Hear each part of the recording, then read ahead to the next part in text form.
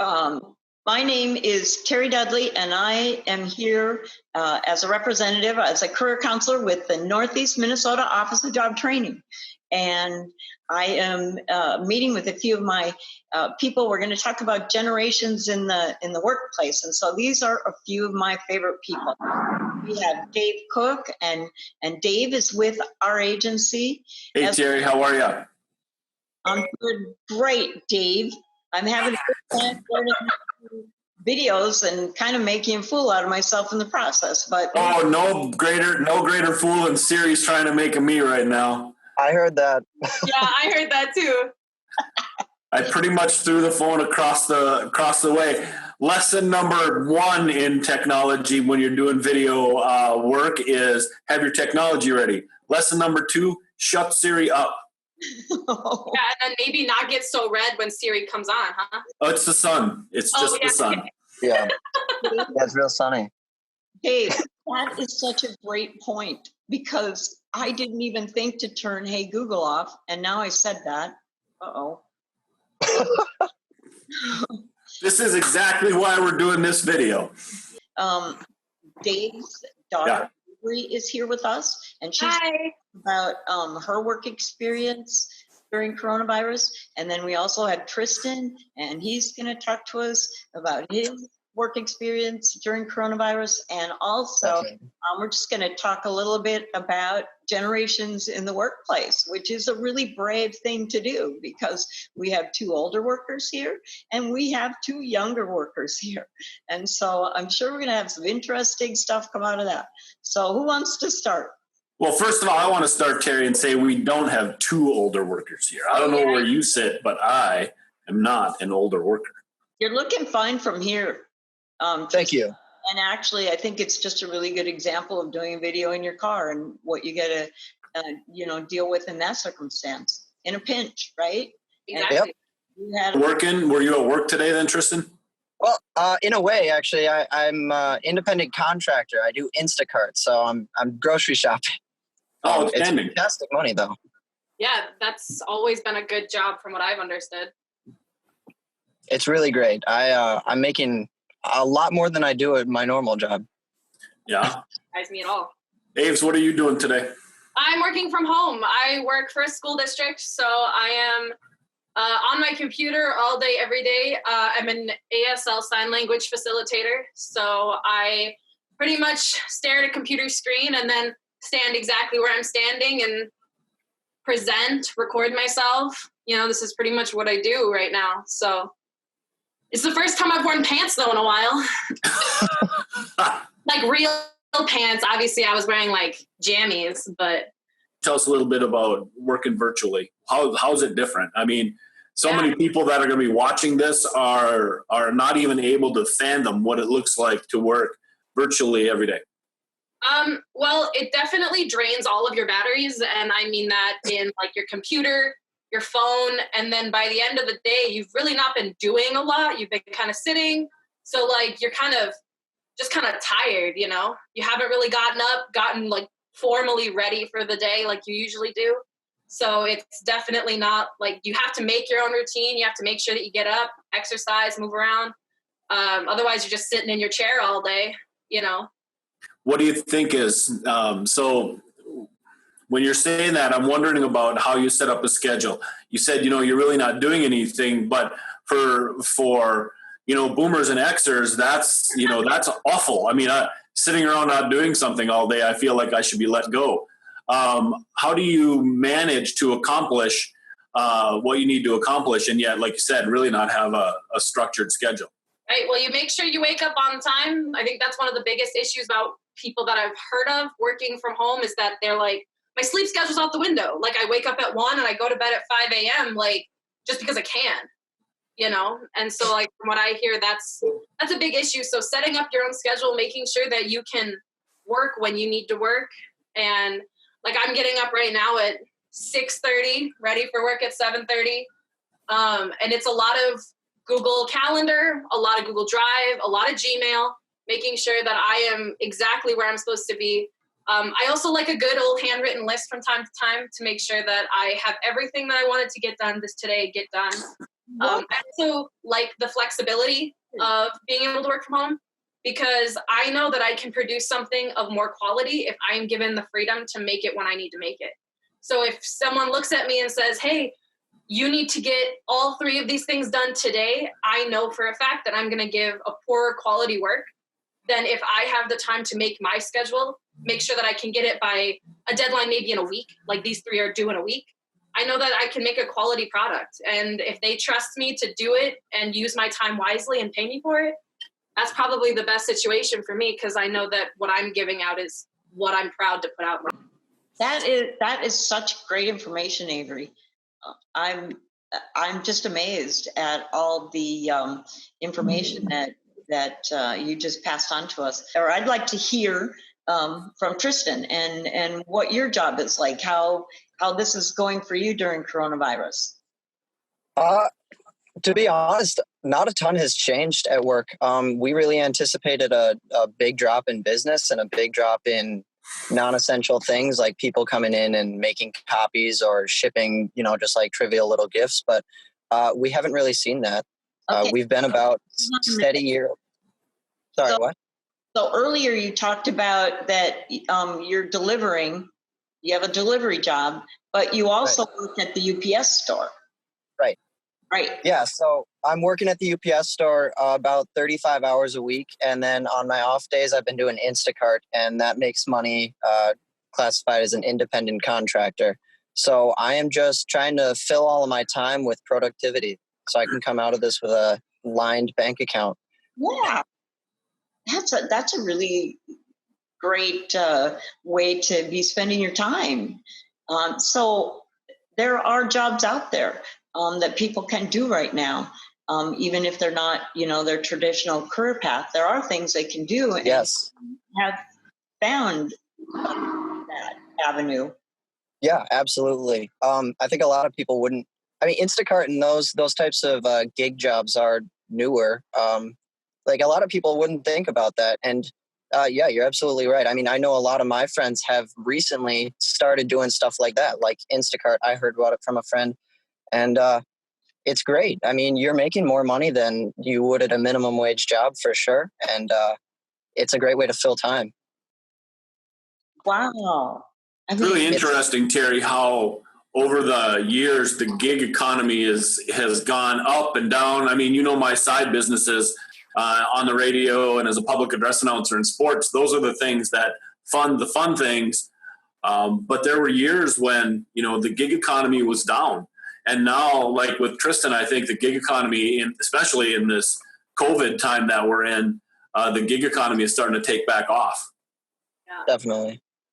I mean, that's the same with like DoorDash, commission work. I know a lot of my friends who are artists, that's how they're making their money right now, is they're staying at home and they're just shipping things out through Etsy, things like that is, they're taking a talent that they have or something that even they're willing to do. So if you're willing to go out during coronavirus, you can capitalize on that. If you can draw, if you can make resin bracelets, you can capitalize on that right now. Because all people are doing is scrolling through Amazon and Etsy, like just trying to get the time away, Yep. Avery? Yeah, people are just looking for ways to fill time. Everyone's bored. Exactly. Yep. Terry's not bored. It's a be on Etsy and I ordered a glitter mug from Etsy, and it was I'm excited to get it. I mean, it's something to do. Let's talk about baby boomers. How's that? Okay. Perfect. Yeah. And let's talk. I'm an Xer, Terry, so she's talking about you. Just know that. It doesn't matter. You know what? I will not be listening. I'm on my phone in Instacart ordering some groceries. So say whatever you want. I won't even be present to hear it. Anyway. Go ahead and talk. She's not paying attention. Hey, Carly's here. Hi. Carly, I made it. hey, thanks for joining. We've already had somebody champion Google here, Carly. Oh, good. Yep. We've already learned a ton from this conversation. I'm amazed. So we were just going to start talking about generations in the workplace, baby boomers and millennials and younger generations, Generation X and such. So I'd like to hear from the younger generations. I want to hear what your perspective is about baby boomers. Hey, I'm going to interrupt for just a second. Now, guys, when you're talking about boomers in particular, be gentle on the Generation Xers. But when you're talking about the boomers in general, don't be ridiculous. But we're trying to teach here too. So if you guys want to slang it up a little bit, we might ask for clarification. But the people that are going to be watching this probably aren't going to understand boomers and are probably not going to understand a ton of currency. So let it rip. Except for you, Carly. You keep quiet. So what you're saying, Dave, is we're going to need some definitions. Yes, we are. Well, okay. Yes, you are, Terry. Oh, come on, Dad. Well, we'll see. Hey, I'm cool. I think I'm cool. You are. Like the other side of the pillow, Terry, you are cool. So anyway, Avery and Tristan, I want to get, and of course, Carly, I want to get your perspectives on how you feel the baby boomers and the millennials and Generation X, how we can all coexist in the workplace and be frank and honest. What do you see us as baby boomers doing that you think is not productive, and what could we do differently, and what do you think we're doing well? Yeah. I think baby boomers get kind of a bad rap most of the time. I think at the end of the day, they're a driving force, because like my dad said earlier, it's like they're focused on like production, like what can we get done? When can we get it done?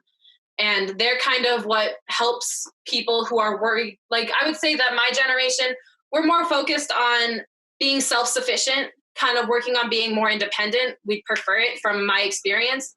Whereas, a lot of the boomers are kind of like, hey, like, I don't care. Like, we need to get it done by the end of the day, which is a good thing and a bad thing, And that's been a lot of my experiences. It can kind of come across as like very demanding, very like, do you not trust your workers? Like, why would you hire us if you don't trust us to get it done?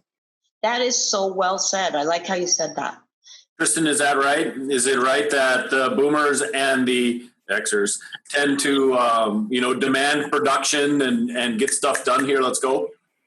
Yeah, I definitely think that's very accurate. My experience with a lot of customers who are of that age who come in, they're demanding. I mean, there's a sense of, it comes across as a sense of maybe entitlement that I feel like is a little bit rude. I work with it, but I notice it, and it's not everyone, obviously, but it's more prevalent in that generation. What's a Karen? I mean, the stereotype, the meme version of it would be, it's the like 50-something-year-old woman with I don't know, just a short temper who is quick to judge. But I think in real life, I mean, a Karen can be anyone. Karen can be, it's just Karen's somebody who is, what's that? Karen is a way of life. It is. It's more of a lifestyle, a life choice than a personality. Right. I've seen Karens as people who kind of look at people who are working at like McDonald's or Walmart or Target. They see those people as like, oh, you're here because you're not you're not giving yourself the room to grow and be better. So like you chose to be here, like that's kind of the mindset of a Karen. Like, I don't have to be nice to you because you don't have any drive. So Terry and Carly, this is something, it's one of those tough love moments. Do you know what I mean? Because we've probably saw ourselves, now that they're talking about that, we've probably seen ourselves do that and not mean anything by it, but still doing it. This is really a good feedback. If you're watching this video and you're like, okay, I don't dig the generation thing. And then you hear that, take a step back and say, yeah, I kind of do that, don't I? Yeah. No, Dave, I winced when they were talking about being blunt. So I got to say now, Tristan is 18 years old, and he has the most outstanding customer service skills. I walked into the UPS store one day, and he was amazing, just amazing. He's able to read body language and respond, and he was very knowledgeable about his services and his products. And I just stood there watching him with my mouth open, probably, because I was just amazed that, all the negative things we hear about the younger generations. And here before me was somebody that has probably better customer service than I do. And I've been doing it for a long time. So Thank you. yeah, just wanted to bring that to light. Okay, so Carly, we haven't heard from you about the generations. I'm going to kind of piggyback off of what you just said, because I obviously have my day desk job and I also work in customer service. So I think going off of that, coming from a millennial standpoint, any generational standpoint, is now everybody has this bad rap of, we think we're the entitled ones, an older generation thinks the younger generation's entitled. The younger generation feels at times the older generations might be entitled. So I think it's nice to hear, like, you did a great job. And obviously in this circumstance, we have more personal relationships, but if an old person would say to me, like, hey, you know what, for a millennial, you're a pretty good waitress, I'd be like, I wouldn't really know how to take that, So it's nice to get the positive feedback from people, but I think making sure that you're doing it in a way that's not downplaying a generation. Just because I'm a millennial doesn't mean that I don't have a worth ethic. It doesn't mean that I don't know how to treat people. We grew up in a totally different time where, let's just take doing just a certain task. We know that there's many different ways to do this task. I might have a more efficient way that I think to do the task than maybe Terry or Dave would have a way of doing it. So when I'm trying to do something, say at work, and nobody else gets how to do it, it gets frustrating for me, because somebody else might want these like step-by-step directions as to, I went from here to here. How did you do it? Well, I don't, it's hard to that's where I find the biggest gap, is that I just do something and I need to remember to slow down and maybe walk through it, versus, you know what, just let me take it. Just let me do it, please. Changing a password on a computer, on a website or something is probably the biggest one. Well, no. There are baby boomers who are willing to learn technology. It does take me, I'm a good example of that. Before Carly came to our office, I was considered the person in the office who knew the most about technology. And I used to tell my coworkers, that's really scary. But, we had coworkers that didn't know how to attach a document to email and such. I was willing to learn all those things, but I need somebody, the person teaching me needs to be patient, because it does take me longer. I have an older brain and I didn't grow up with technology, so my brain is just not wired to understand it, the way that yours are. But we are willing to learn. And that is one really important thing that millennials and younger generations are bringing into the workplace, is that technology well, and we need that knowledge. So we're appreciative of that. Or if we're not, we need to be. I think too, this whole quarantine is a super good example of a big generation gap, where a lot of times people of an older generation will say, oh my gosh, all these young kids do is sit on their phones. That's all they do is sit on their phones. They sit on their phones.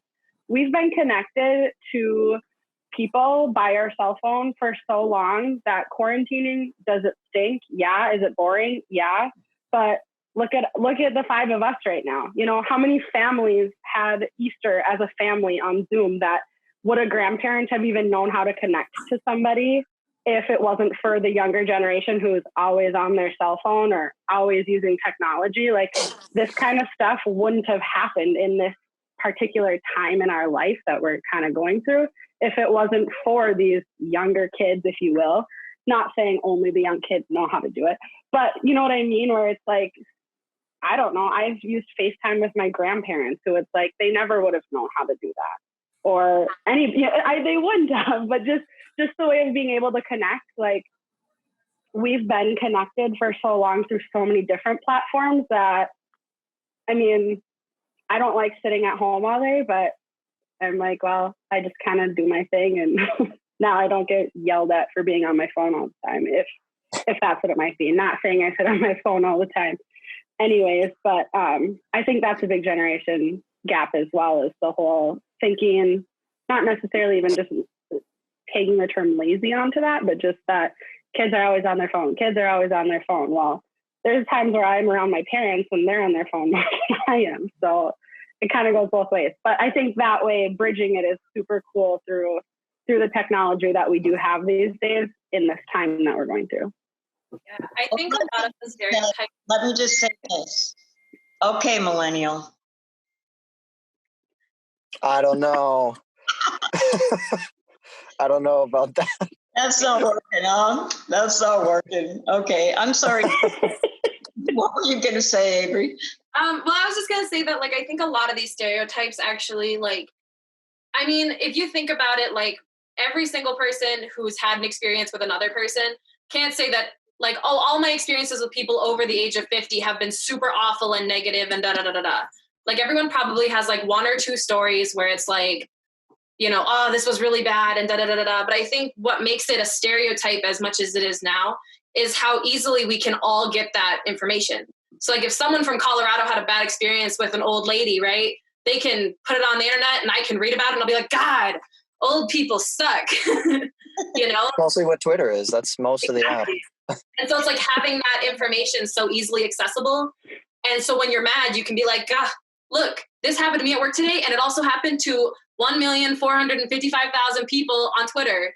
And it's like, okay, yeah, but like those are archived. Those are from 2015, you know, like those aren't from today. And I think that kind of might help stem some of those stereotypes, is like, we have it all at our fingertips. They're not from just today. No, but like you think, right? Right. I know. That was just an aha moment for me as well, Dave. So then a quick question then. So we're talking about jobs and we're talking about interviewing and we're talking about making those instant connections. So both you guys are working. So what are some of the things that you might be able to help somebody who's going to look at doing virtual interviewing for the first time, either as a recruiter? So what kind of things can I expect from, a millennial applicant virtually? And then also from the point of view of an applicant, and what would you expect? What are you hoping for? Yeah. I mean, I would definitely expect them to be ready before I am, because for example, when I logged on today, I was the only one logged on for a solid 5 or 6 minutes. I was waiting for you guys, which is fine to a point, but when I am interviewing, I really do expect if I have to wait, it's only for a couple minutes and then they pop up and everything's working, because we did wait about 10 minutes for my dad to get his volume or his sound to work, and then his speaker connected from the computer. And it's if I was interviewing for you, I would really be over here I don't have time for this. As much as that sounds kind of conceited and everyone's oh God, millennials don't have time for anything. But it's I don't. I took this time out of my day to be here for you.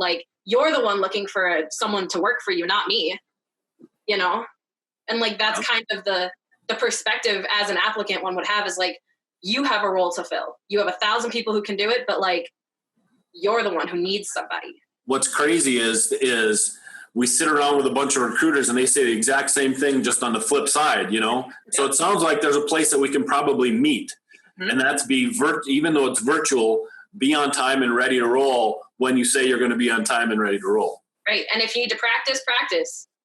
There's no shame in practicing beforehand. call your parents, call your grandparents. Just give it a go. Make sure everything works. Yep. That's a great idea. That's great advice. Okay. Dave, I want to say I'm kind of impressed with you today as you're not like leaning into your computer to make sure that we can hear you while you're talking. That's kind of nice.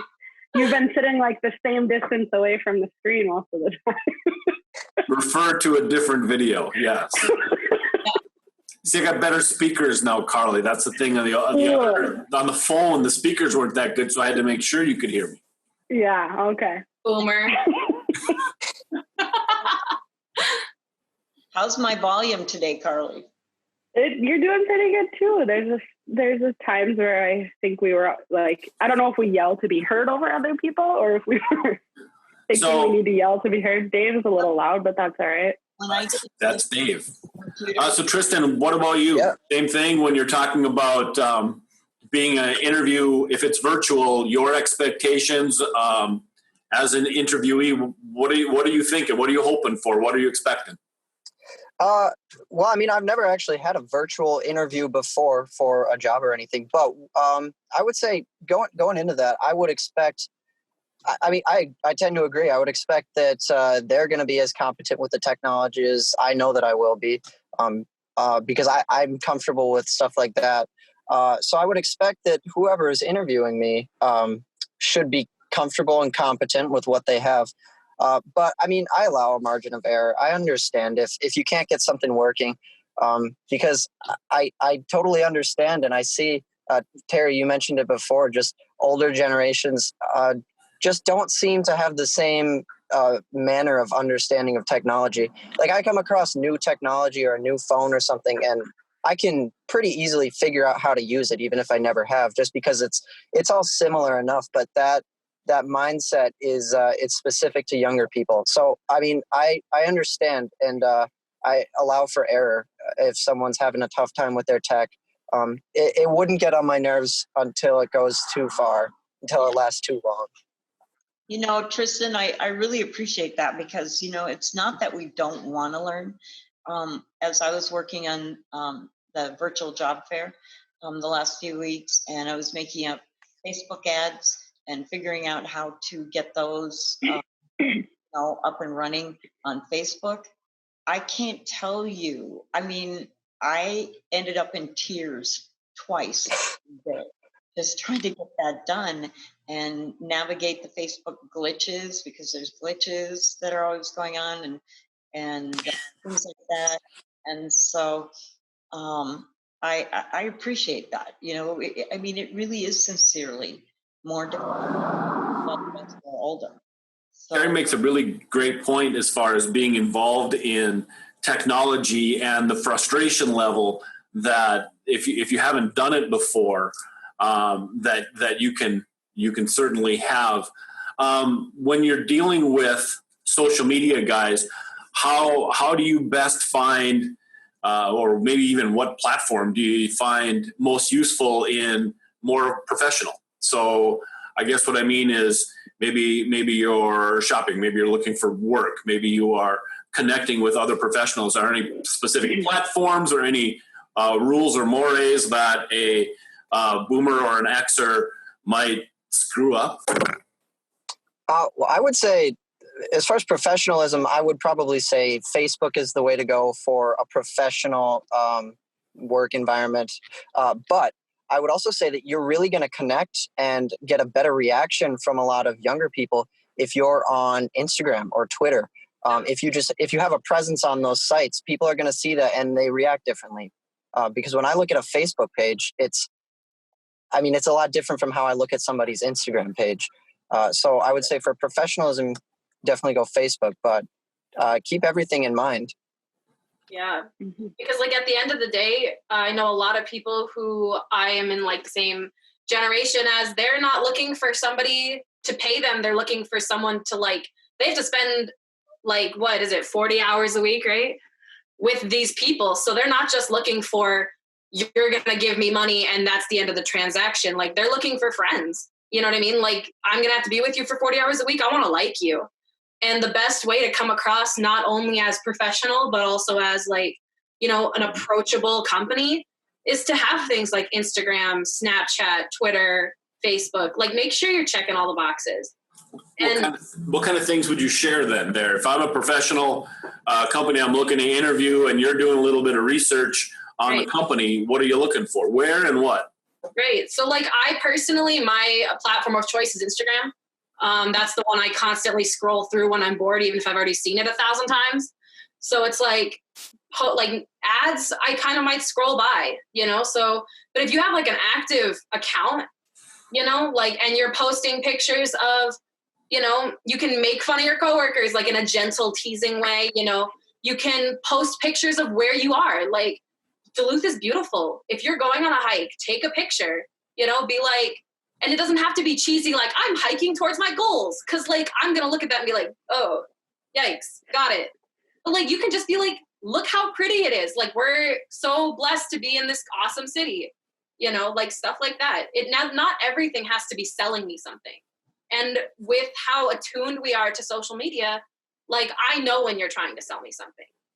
Like I've seen enough ads that I'm like, okay, yep, like I'm just going to scroll by. You're not getting my like today. You're not getting my comment.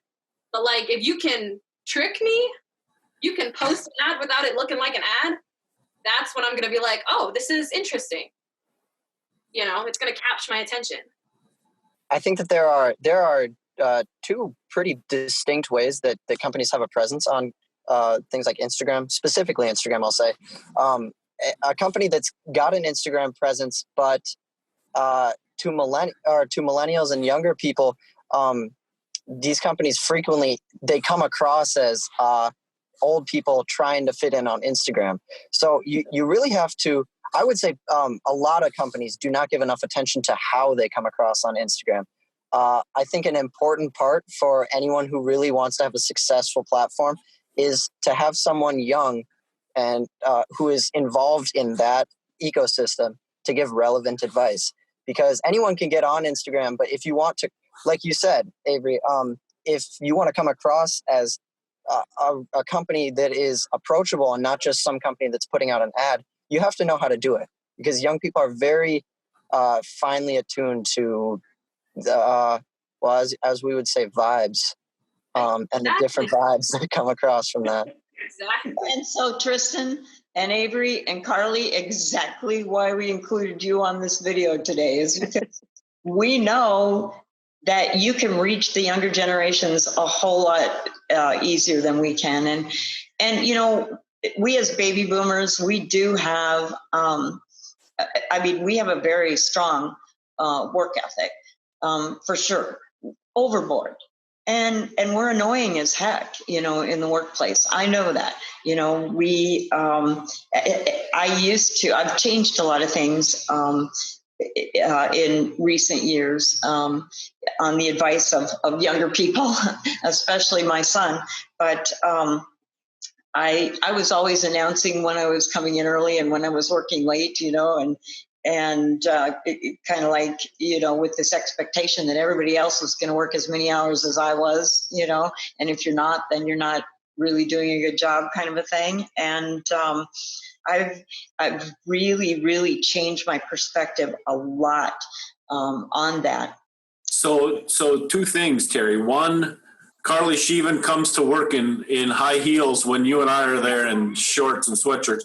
So she really does have the thing. But do you think the issue is about our self-perceived work ethic, or is it the fact that we expect everybody to perform at the level we expect ourselves to? So we were talking earlier with Avi and Tristan about how we can kind of come across as entitled, I believe is what Tristan called it, how we expect everybody not to necessarily match our work ethic, but to match the way we do it.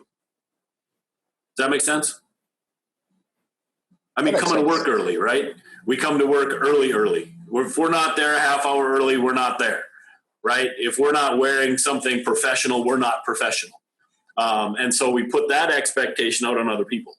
Yeah. Is that true? Yes. Yeah. That's true. Definitely.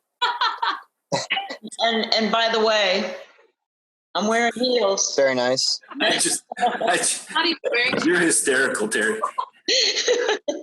What's the dog out in her fur coat? What coronavirus has done to me is I'm all dressed up and no place to go. That's my coronavirus life.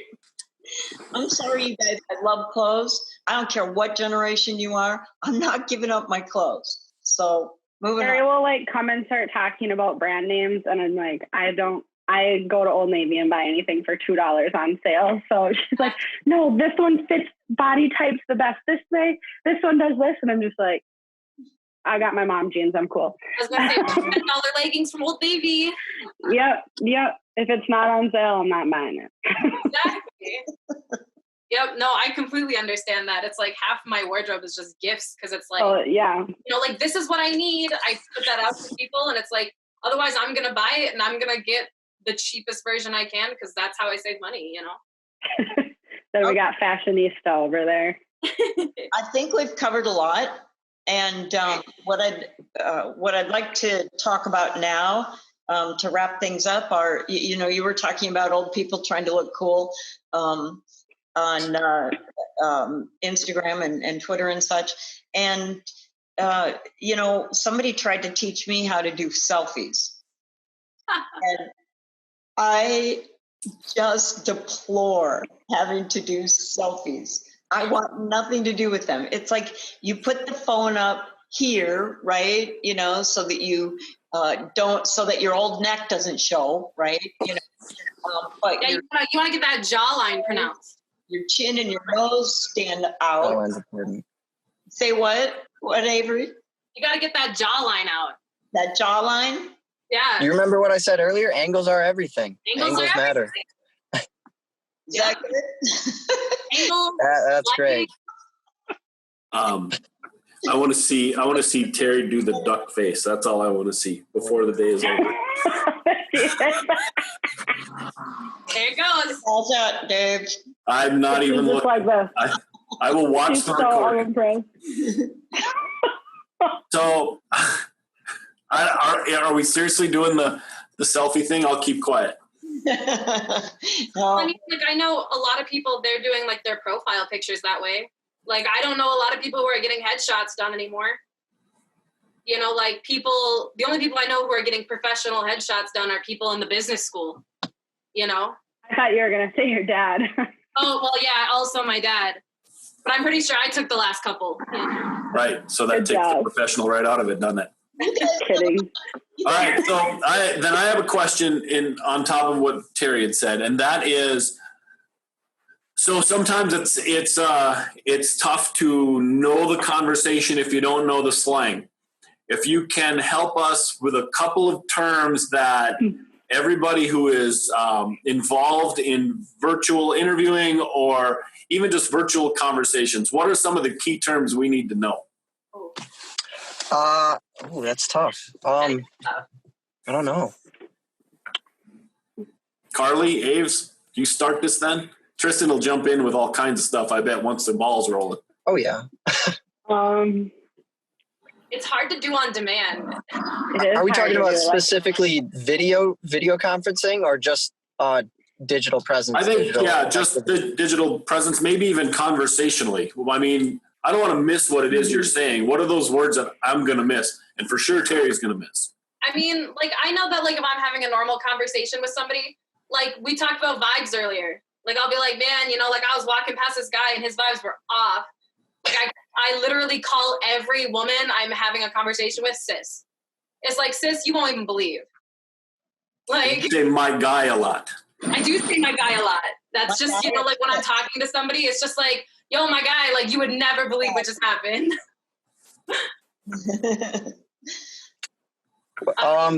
I don't know if this is what you're looking for, but a term, I don't know if you would know, DM. Are you familiar with that? That's a good one. Direct message. That's I mean, primarily on Instagram, but DM kind of applies to any type of, like, on Twitter. I think it's PM on Twitter technically, but that's a good one. That's a big one that is a youthful term. So we are not referring to the person who leads the Dungeons and Dragons campaign. No, although I like where your head's at. But even like, sliding into your DMs. Like I have a friend who thought that was just texting people. Like she's That's like very different. And she's like, oh yeah, no, like I slid into Target's DMs. And I'm like, no, you didn't. You did not slide into Target's DMs. You just messaged Target on Instagram. That's completely different. You got to know how you're using these terms. Very important. I mean, like things like facts. Like if I'm saying something that like I agree with, I'll be like, and those are the facts. And like people will be like, oh, but those are opinions. And I'll be like, they're the facts. I use that too. I use that even more loosely. I mean, someone says something that I agree with, I'll just be like, yep, facts. Exactly. Yep. Things like, I don't know, drip. Like if we were talking about clothes earlier, like I got my drip from Old Navy. Drip. Yeah. Drip. And then when Karen you're wearing. you say respect the drip, Karen.